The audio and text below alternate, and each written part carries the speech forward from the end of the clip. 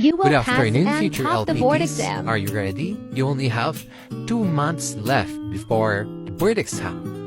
Do you think you're going to make it? Because I believe you're not just going to make it, but you will top the board exam. Papasa ba? Siyempre, matatap.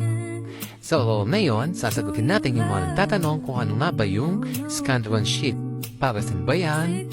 Magagamit po ba yan? Nada-download po ba yan? Yan yung mga karaniwang tinatanong nila. So, ganito yung itsura ng Scanned One Sheet. Ayan, ganyan. Ito po yung Scanned One Sheet. Ganito po yan. Nada-download po ito? Yes, nada-download po ito. Binibili po ito? Yes, nakakabili dito sa Shopee. Saan po magagamit to? Practice. How to sheet. Sa board exam, ganito yung dadamit nyo. Ganito yung sasagutan nyo.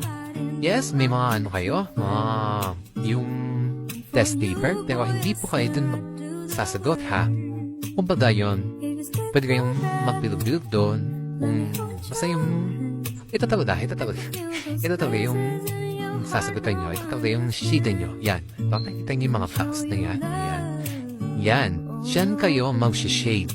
Tapos ito, dito sa Scanned One Sheet, sasabihin ko sa inyo, lahat ng sinusulat po, yes, lahat po ng sinusulat dito sa Scanned One Sheet, ballpen. Anong ballpen po yung dadamitin? Yung ballpen po na dadamitin natin dito, yung hindi nagkakalat. Like gel pen, sign pen, yung mga ganon. Yung hindi nagkakalat. Kasi ito, masilan to, guys. Kasi machine yung nagbabasa dito. So, lahat ng sinusulat, ballpen. Lahat ng sinishadan, lapis. Anong lapis po? Yes, anong lapis po? Ang lapis po na gagamitin natin dito is Mongol 2. Mongol 2. Kung makabayan, manipis yan, wala dyan yun. Basta Mongol 2, yun. Tapos, i-prepare nyo na lahat ng dadamitin nyo. Guys, ngayon pa lang mag-prepare na kayo. Tapos, tasahin na. Para hindi tayo tawag dito? Maguluhan kapag board exam na kasi, guys. Take times, diba? Kapag nagtatasa ka, kaya kapag body yung mo, lapis mo, pwede ka na lang, hindi ka na magtatasa, diba? Kasi gumagana yung time, diba? Dahil ngayon, gumagana yung time, pinagkakasya ko sa 20 minutes yung mga sasa dito. Basta ito yung Scanned One Sheet, guys. Ganito yung tsura ng Scanned One Sheet. Ayan, ganyan siya, oh. Diba?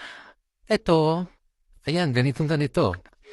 Maano lang to, maliit lang yung box. So, kailangan talaga very maingat ka, very maingat ka. Ganun. Tapos dito, ayan, dito mo ilalagay yung examination ID number, yung sa NOAA. Tapos dito, ang lalagay dito, yung name, syempre. Yan. Tapos magbasa lang kayo.